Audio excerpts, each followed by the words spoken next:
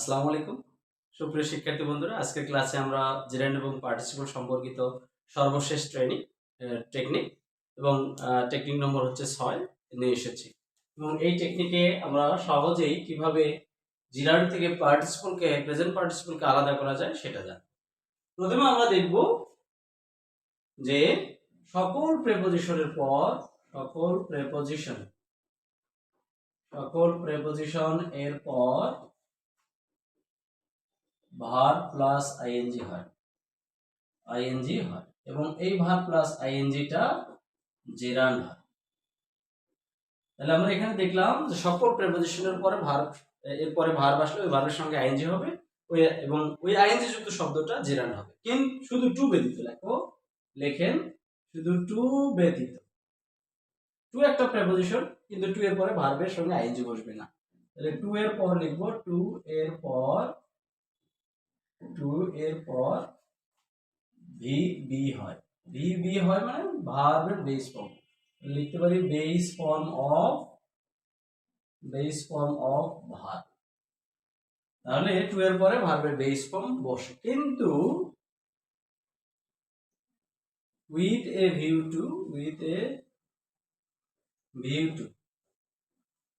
look forward to object to committed to be used to get used to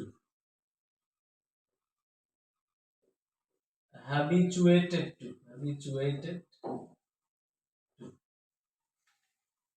তারপর addicted to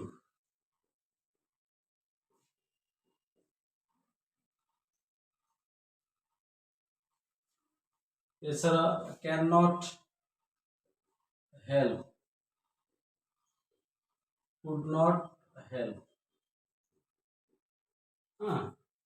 would you mind আমরা লিখতে পারি এভাবে would you mind। তারপর লিখতে পারি it is no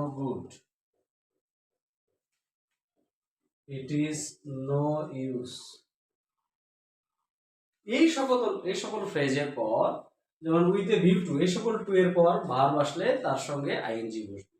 আবার cannot help, could not help, would you mind, it is no good, it is no use, এই ধরনের এক্সপ্রেশনের পর যদি কোনো ভার্ব আসে, এদের পর ভার্ব আসলে ওই ভার্বের সঙ্গে আইএনজি হবে এবং ওই আইএনজি যুক্ত শব্দটা জেরান্ড হবে। তাহলে আমরা দেখলাম শুধু টু ব্যতীত অন্য সকল প্রেপোজিশনের পর ভার্ব আসলে ওই ভার্বের সঙ্গে আইএনজি হবে এবং ওই আইএনজি যুক্ত শব্দটা জেরান্ড হবে। এছাড়া এই ধরনের ফ্রেজে যে টু ব্যবহার হয়েছে, এই টু এর পরে ভার্বের বেস ফর্ম না বসে ভার্বের সঙ্গে আইএনজি হবে এবং ওই আইএনজি যুক্ত শব্দটা জেরান্ড হবে। আবার এছাড়া টু ব্যতীত can not help, could not help, would you mind, it is no use, it is no good, এই সকল এক্সপ্রেশনের পরেও কোনো ভার্ব আসলে ওই ভার্বের সঙ্গে আইএনজি হবে এবং ওই আইএনজি যুক্ত শব্দটা জেরান্ড হবে। চলুন আমরা এবার কিছু এক্সাম্পল নেই। আপনারা এটা স্ক্রিনশট দিয়ে রাখতে পারেন অথবা পরবর্তীতে এই ক্লাসটা দেখে নিতে পারেন। এখন আমরা এক্সাম্পল,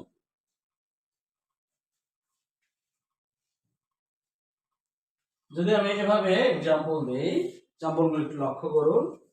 এগুলি দেয়ার ইজ no meaning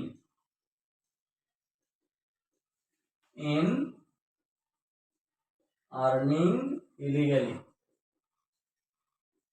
অনৈতিকভাবে পয়সা ইনকামের মধ্যে কোনো অর্থ নেই, কোনো মানে নেই। তাহলে এই মিনিংটা কি হবে? there is no meaning, এই আর্নিংটা কোন জিরান্ড নাকি প্রেজেন্ট পার্টিসিপল? এটা কি হবে? যেহেতু প্রেপোজিশনের পরে আইএনজি আছে তাহলে সেটা নিশ্চয়ই জেরান্ড হবে। 2 নম্বর, তাহলে এটা কি হবে? জেরান্ড। যেমন she deterred করা মানে হচ্ছে বাধা দেওয়া। she deterred me from going there, সে আমাকে ওখানে যেতে বাধা দিয়েছে। তাহলে গিয়ে গোয়িং শব্দটা কি হবে? একটা জিরান, কারণ ফ্রম হচ্ছে একটা প্রেপোজিশন। আবার যদি বলি he was accused, he was accused of stealing, তাকে চুরির অপরাধে অভিযুক্ত করা হয়েছে। এই স্টিলিং শব্দটা জিরান, কারণ অফ হচ্ছে একটা প্রেপোজিশন। এছাড়া আমি যদি বলি without taking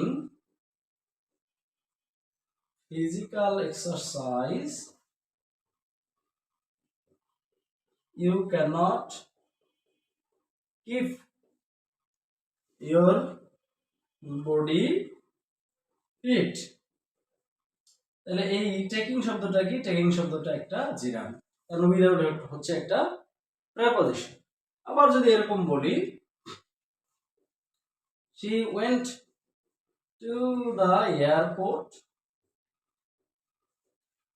with a view to receiving her sisters, সে তার বোনদেরকে রিসিভ করার জন্য এয়ারপোর্টে গেছে। তাই এই রিসিভিং শব্দটা একটা জিরান, কারণ উইথ এ ভিউ টুর পর ভার্বের সঙ্গে আইএনজি হলে ওই আইএনজি যুক্ত শব্দটা জিরান হয়। এছাড়া আবার এভাবে বলতে পারি it is no good taking polluted water, দূষিত পানি পান করা ভালো নয়। তাহলে এই টেকিং শব্দটা কি হবে? একটা জিরান, কারণ ইট ইজ নো গুড এই এক্সপ্রেশনের পরে ভার্ব আসলে এই ভার্বের সঙ্গে আইএনজি বসে।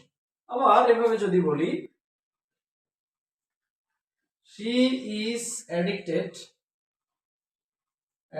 to এখানে বলে ইউজিং ফেসবুক,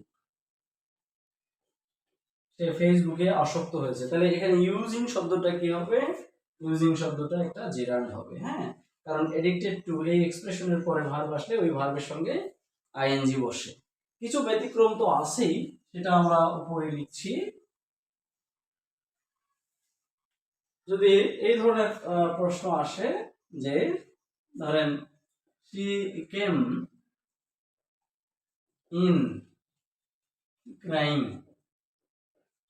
সে কাঁদতে কাঁদতে এখানে আসলো। ক্রাইং শব্দটা কোন জিরান্ড হবে নাকি প্রেজেন্ট পার্টিসিপল হবে? দেন আবার যদি এরকম বলি she went out laughing, she went out laughing, সে হাসতে হাসতে বাইরে গেল। তাহলে লাফিং শব্দটা কি হবে? কোন জিরান্ড হবে নাকি প্রেজেন্ট পার্টিসিপল? আবার যদি এরকম বলি in spite of being poor she succeeded in her life, সে জীবনে সফল হয়েছে। তাহলে বিং শব্দটা কোন পার্সন, কোন জিরান্ড নাকি প্রেজেন্ট পার্সন? উপরে দেখি আমরা she came in crying, এখানে মনে হচ্ছে ইন শব্দটা একটা হচ্ছে preposition, but structurally in is a preposition, but here in has been used as an adverb. in হচ্ছে in মানে হচ্ছে এখানে ভেতরে, হ্যাঁ, in adverb of place বোঝাচ্ছে। she came in, সে এসেছিল, কোথায় এসেছিল? ভিতরে। তাহলে এটা একটা হচ্ছে অ্যাডভার্ব, এটা কিন্তু প্রেপোজিশন নয়। সুতরাং এইটা আমি জিরান না বলে এটা হবে কি? Present participle. এটা দেখে মনে হচ্ছে ইন শব্দটা একটা প্রেপোজিশন, কিন্তু ইন এখানে প্রেপোজিশন হিসেবে ব্যবহার না হয়ে বরং এখানে অ্যাডভার্ব হিসেবে ব্যবহার হয়েছে, যার কারণে এটা জিরান না হয়ে প্রেজেন্ট পার্টিসিপল। একইভাবে আর তাছাড়া কেম হচ্ছে একটা ইন্ট্রান্সিটিভ ভার্ব, ইন্ট্রান্সিটিভ ভার্বের পর তো সাধারণত অবজেক্ট বসবে না। she went out, সে বাইরে গিয়েছিল। এখানে এই যে went out শব্দটা প্রেপোজিশন হলেও দেখে প্রেপোজিশন বোঝা গেল এখানে অ্যাডভার্ব হিসেবে ব্যবহার হয়েছে, যার কারণে এটা আর জিরান্ড না হয়ে এটা প্রেজেন্ট পার্টিসিপল। আর এই বিং শব্দটা কি? প্রেপোজিশনের পরে রয়েছে, সুতরাং এটা একটা জিরান্ড। So this is all about the technique number 6। আমি আশা করি যে জিরান্ড এবং পার্টিসিপল সম্পর্কিত 1 থেকে 6 পর্যন্ত যে আমরা টেকনিকগুলো আলোচনা করেছি, আশা করি এই টেকনিকগুলো যদি আপনি ঠিকমতো ফলো করতে পারেন, জিরান্ড এবং পার্টিসিপল নির্ণয়ের ক্ষেত্রে আশা করি আর ভুল হবে না। হ্যাঁ, এরপরে ক্লাসে আমরা বিভিন্ন পরীক্ষাতে আসা বিভিন্ন প্রশ্ন নিয়ে ব্যাখ্যা এবং বিশ্লেষণ করার চেষ্টা করব। ধন্যবাদ সকলকে সাথে থাকার জন্য।